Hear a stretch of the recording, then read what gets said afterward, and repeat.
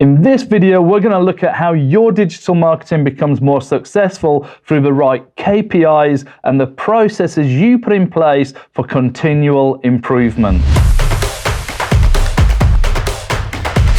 Hi, my name is Elton Boocock, author, BBC panelist, speaker, and most of all, someone who's passionate about helping you and your business to succeed. The basis of any real success online is all about KPIs, key performance indicators, and the processes that you follow for consistently improving your results. What I want to do today is make KPIs and processes really simple so that they're not a headache, they're not a big burden on your business, and they just help you to drive continued improvements in your results, meaning more business for you. Okay.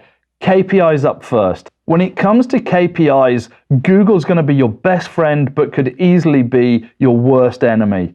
Google Analytics has so much information for you, and that can be a problem. What I want to do right now is help you to choose some of the best KPIs so that you don't get drowned in data and you do start to see the results that you're looking for. So first of all, I want you to break down every different area of digital marketing you do. Let me explain. First of all, your website. Just see it as a website, not tied with your search engine optimization, your Google ads, your social media, your email marketing. Just break it out and say that's the website. Do the same with your social media, your search engine optimization. So they're all different component parts. For the purpose of KPIs, we want to see them with different jobs to do, because then we can measure how well they are at their job. Let's take the website. So your website needs to convert the people who come to that website into paying customers. So we're looking at conversion rates. Even when we look at conversion rates, there's different numbers we can look at. So total number of inquiries or sales would seem like a really good place to start. Well, it's a good place to start, but it's not the place you should be. Because of course, what about if demand goes up and down for whatever it is that you have to offer people? On the months when demand is down, you're going to be thinking that your website didn't perform as well. So we need to look at conversion rates rather than number of conversions. Of course, in your business, you're definitely going to want to look at the number of conversions, but in measuring how well the website works, that's the conversion rate. How well did it do with each person that was sent its way when its job was to convert them into a paying customer? When it comes to something like search engine optimization, again, a great place to start would be how many people did it actually send to the website? So how many people arrived from search engine optimization? I did say it's a good place to start.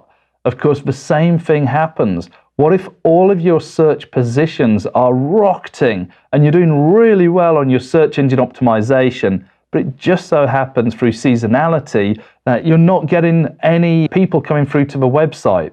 Imagine how many people search for Christmas trees in January.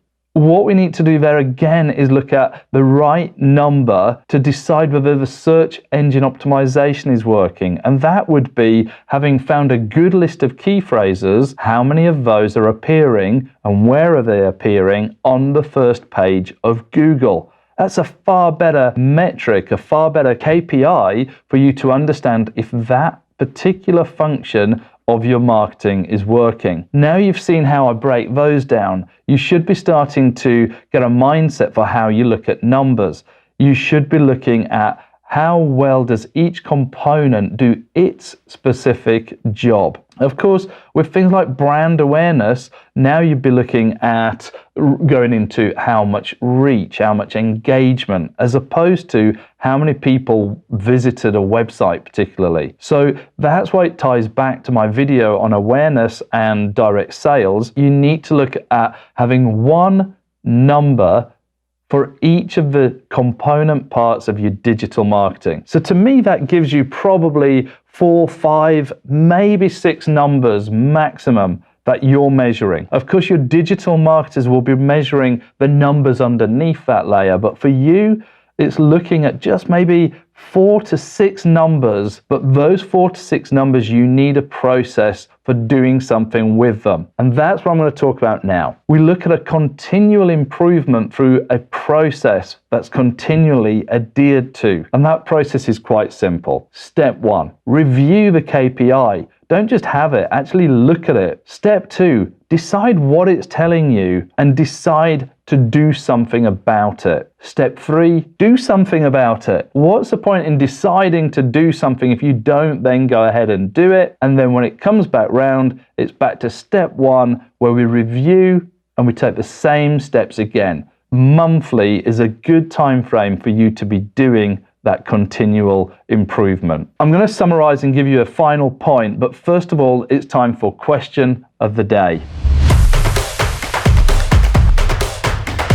Today's question of the day is simply this. What was the last thing you saw in your analytics and you made a decision based on the information you saw? So just put your answer down below. Remember, in the comments, that's where I get to engage with you on this channel. It's always me personally. If you put your answer to that question below, I will then be able to help you with it. So what was the last piece of information you saw and what did you choose to do about it?